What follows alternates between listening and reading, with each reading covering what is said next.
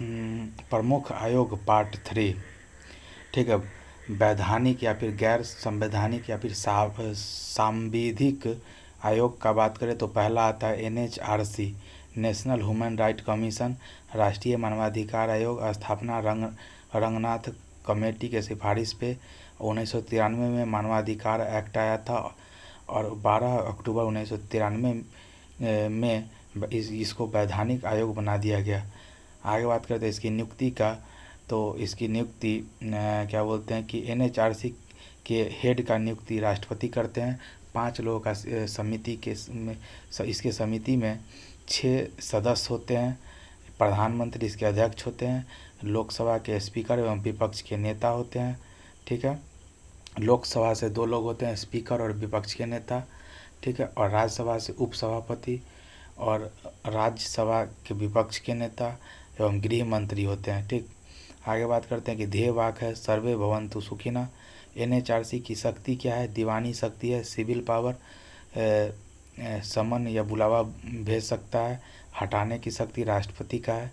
कमी क्या है कि दंड देने की शक्ति नहीं है, पनिशमेंट नहीं दे सकता है। इसीलिए HL दत्तू ने इसको NHRC को दंतहीन बाघ बोला है।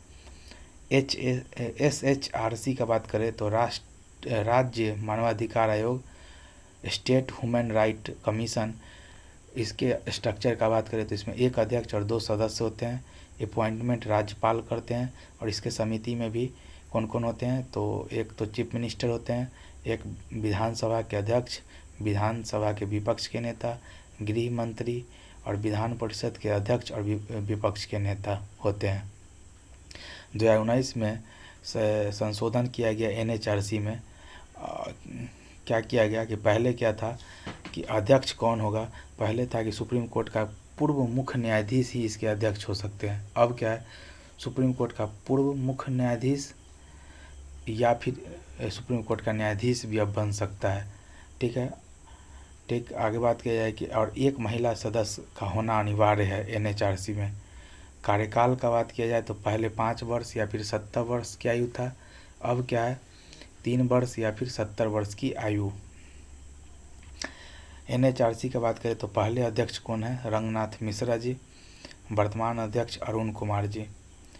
दूसरा है केंद्रीय सतर्कता आयोग, CVC, सेंट्रल विजिलेंस कमीशन।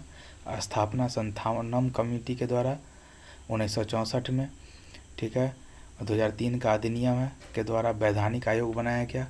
कार्य है सिविल सेवकों में भ्रष्टाचार रोकना।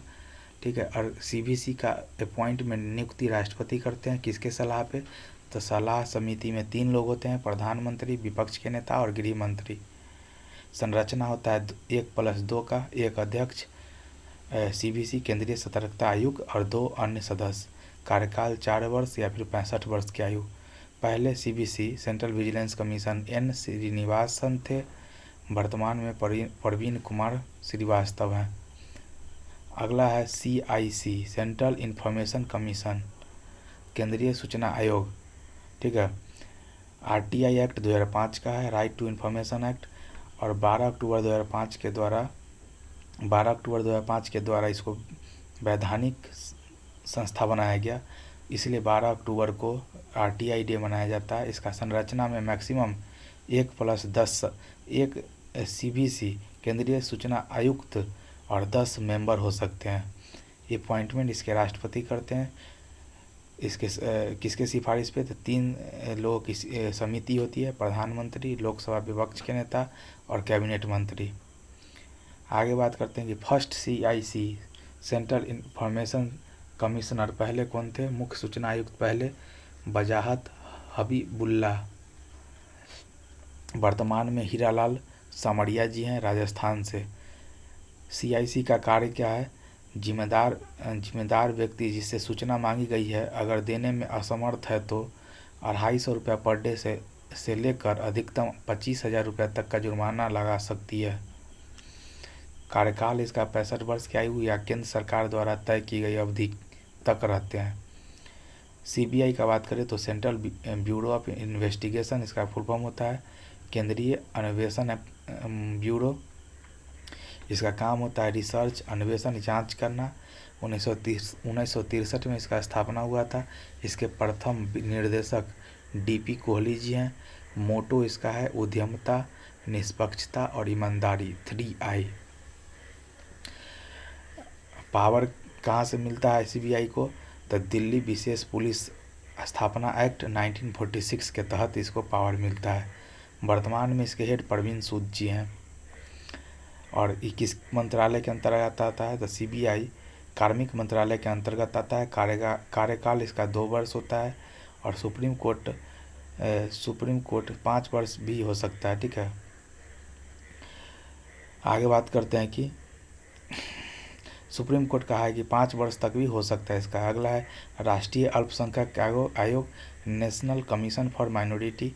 इसका स्थापना 1992 के एक्ट के द्वारा 1993 में स्टार्ट हुआ था। वर्तमान में इसके हेड इकबाल सिंह लालपुरा जी हैं। राष्ट्रीय महिला आयोग, नेशनल कमीशन फॉर वुमेन, 1990 का अधिनियम है। 1992 में इसका स्थापना हुआ। इसके पहले अध्यक्ष जयंती पटनायक हैं। वर्तमान में रेखा शर्मा जी हैं। तो आइए समरी क्या हुआ।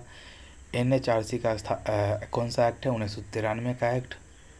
ठीक है, सीबीआई का 1946 का एक्ट के द्वारा 1963 में स्थापना। CVC 2003 का एक्ट है। CIC 2005 का एक्ट है। NCW का 1990 में एक्ट है। और NCM माइनॉरिटी वाला का 1992। ठीक है, तो देखिए सबसे पहले कौन आया था? NCB माइनॉरिटी वाला सबसे पहले नेशनल कमीशन फॉर वोमेन वाला 1990 में। फिर 92 में कौन आया? माइनॉरिटी वाला। ठीक, फिर 93 में कौन आया? NHRC। और जो सबसे पुराना है वो है CBI, 1946 एक्ट के द्वारा 1963 में इसका स्थापना। और एक है CBC 2003 का अधिनियम, सेंट्रल विजिलेंस कमीशन का। उसका अगला है नीति आयोग, फुल फॉर्म होता है national institute for transforming India. Replace किया योजना आयोग को। 1950 में स्थापना हुआ था। अध्यक्ष नीति योजना आयोग के प्रधानमंत्री होते थे। उपाध्यक्ष पहले इसके गुलजारी नंदा जी हैं। और लास्ट इसके मोन्टेग सिंह अहुलवालिया जी हैं। ठीक है, और कार्य इसका था 5 वर्षीय योजना ड्राफ्ट करना। जबकि 1 जनवरी 2015 को नीति आयोग का स्थापना हुआ। नीति निर्माण में राज्य की भूमिका बढ़ाने के लिए यह सहकारी संघवाद, कोऑपरेटिव फेडरलिज्म पे काम करता है। इसके हेड नीति आयोग के हेड प्रधानमंत्री होते हैं। और इसके पहले हेड प्रधानमंत्री मोदी हैं। वर्तमान में भी प्रधानमंत्री मोदी है। इसके पहले उपाध्यक्ष का बात करें तो उपाध्यक्ष कैबिनेट मंत्री होते हैं। उपाध्यक्ष पहले कौन है? अरविंद पनगड़िया जी। वर्तमान में सुबन बेरी। ठीक, इसके CEO का बात किया जाए तो इसके पहले CEO सिंधु खुल्लर जी हैं। वर्तमान में BVR सुब्रमण्यम जी। और इसके पूर्णकालिक मेंबर का बात किया जाए तो इसमें 4 पूर्णकालिक मेंबर हैं। VK शाश्वत जी, VK पॉल जी, रमेश चंद्र जी, अरविंद बिरमानी जी। और नीति आयोग ने पहल स्टार्ट किया है, अटल इनोवेशन मिशन। इसके तहत STEM को बढ़ावा दिया जाता है। साइंस, टेक्नोलॉजी, इंजीनियरिंग और मैथमेटिक्स को बढ़ावा दिया जाता है लड़कियों को। NGT का बात किया जाए तो नेशनल ग्रीन ट्रिब्यूनल, राष्ट्रीय हरित प्राधिकरण, पर्यावरण को नुकसान से बचाता है, जुर्माना लगाता है। 2010 का ये सेटअप है। और ministry of law and justice के तहत आता है। इसके हेड प्रकाश श्रीवास्तव जी हैं। संविधान संशोधन का बात किया जाए तो कॉन्स्टिट्यूशनल अमेंडमेंट का बात किया जाए तो ये भाग 20 में आर्टिकल नंबर 368 में साउथ अफ्रीका के संविधान से लिया गया था। और केशवानंद भारती केस 24 अप्रैल 1973। संसद संविधान के किसी भी भाग में संशोधन कर सकती है, लेकिन संविधान के मूल ढांचे बेसिक स्ट्रक्चर ऑफ कॉन्स्टिट्यूशन में नहीं। एग्जाम्पल धर्मनिरपेक्षता। ठीक है, ये कहा गया था केशवानंद भारती केस 24 अप्रैल 1973 में। संशोधन 3 प्रकार से होता है। संशोधन के लिए पहला है साधारण बहुमत। इसमें संविधान का अनुच्छेद 2 या 3 संशोधन होता है। ठीक है, साधारण बहुमत से अनुच्छेद 2 और 3 संशोधन आर्टिकल नंबर 368 के तहत नहीं, ठीक है। और इसमें क्या है, इसका क्राइटेरिया है कि प्रेजेंट एवं वोटिंग का 50% +1 होना चाहिए, ठीक है। और ये इसमें अनुसूची 2 वेतन भत्ते आता है, आर्टिकल नंबर 2 और 3 आता है, अनुसूची 5 और 6 आता है, विधान परिषद का निर्माण एवं समापन हम लोग साधारण बहुमत के द्वारा करते हैं, जिसमें प्रेजेंट एवं वोटिंग का 50% +1 होता है। दूसरा बी है विशेष बहुमत, कुल का 50% या फिर +1, या फिर प्रेजेंट एवं वोटिंग का 2/3। संविधान के अधिकांश संशोधन जो ए और सी में नहीं शामिल होता है वो बी में है, ठीक है। और सी क्या है, अति विशेष बहुमत, ठीक है। तो इस तरीके से अगला अति विशेष बहुमत में क्या होता है, संसद विशेष बहुमत, संसद से विशेष बहुमत लेना पड़ता है, प्लस मिनिमम आधे राज्यों की विधानसभा सहमत हो तब अति विशेष बहुमत से पारित होता है। जैसे संघीय मामले हो गया, केंद्र एवं राज्य प्रभावित होता है संघीय मामले से, उसमें एग्जाम्पल राष्ट्रपति का निर्वाचन मंडल निर्वाचन विधि हो गया। दूसरा सुप्रीम कोर्ट एवं हाई कोर्ट में चेंज लाना, अनुसूची 4 राज्यसभा का सीट परिवर्तन करना, या फिर अनुसूची 7 में सूची लिस्ट, इन सब में चेंज करना है, जैसे कि जीएसटी हो गया। तो ये सब के लिए अति विशेष बहुमत चाहिए, ठीक है। बिल क्या है, तो जब क्या होता है कि लोकसभा बिल अभी तक 128 बिल आ चुका है, और वही लोकसभा राज्यसभा और प्रेसिडेंट इससे पास हो जाता है, संसद से पास हो जाता है, तो वो एक्ट बन जाता है, लॉ बन जाता है। अभी तक 128 बिल है और 106 अधिनियम है, एक्ट है, ठीक। यहाँ पे समाप्त हुआ।